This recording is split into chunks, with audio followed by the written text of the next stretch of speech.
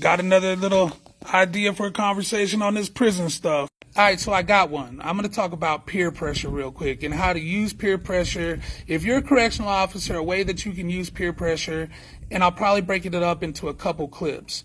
So peer pressure is definitely going to be your friend, because in the penitentiary, it's not like school where it's peer pressure. This peer pressure comes with consequences, right? And I'll give you a good example. I was working 7 building, and these guys were wound up. I never went to work in the back of my mind thinking, fuck these guys. I didn't give a shit, man. it was like any other job. I was going to try to get this check and get to the house. You know what I'm saying? So anyway, I go to 7 building, they're wound up, and I'm walking in there, and there's this one section where this guy starts off just running his mouth. And in prison, they're real good about pointing out any fucking flaw, right? So if you're tall, if you're short, if you're skinny, if you're fat, if your clothes are wrinkled, if your clothes are not wrinkled, they'll be like, if your boots are shining, if they're not shining, they're gonna find a way to talk shit about that. And so what happens is one person starts, and then another person starts, and then upstairs starts, and then it's a big then it's a loud thing, and then you're no longer managing your pod, you're no longer doing your job. You know what I'm saying? So I go in there a couple times, and it's progressively getting worse, it's progressively getting louder. And I was it. That was it. I had meet my threshold as a correctional officer. I was like, I'm done with this.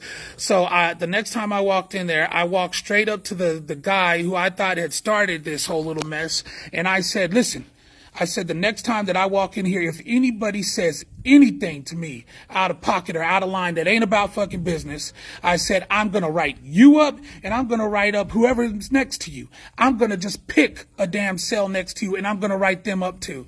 He's like, you can't do that. You can't do that.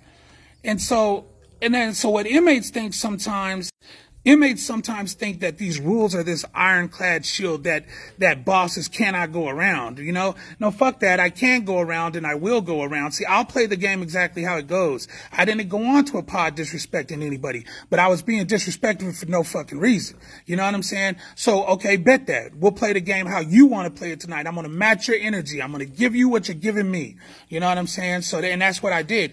And so I told him, I said, I'm going to write up the person next to you. I leave this section, and as I'm leaving and that door closes, I hear him yell out, hey, everybody listen up. This is what the boss said. Because he was like, you know, because peer pressure in there comes with consequences.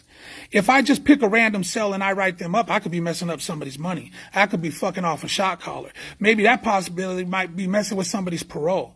And they knew that I didn't come in their jacket with nobody, and I never did. I wasn't screwed. They chose this night to fuck with me. You know what I'm saying? So the next time I go into that section, quiet as a mouse. We didn't have no problems for the rest of the fucking night. You know that? There was no problems at all for the rest of the night. So that's part 1 of peer pressure. Part 2 is coming.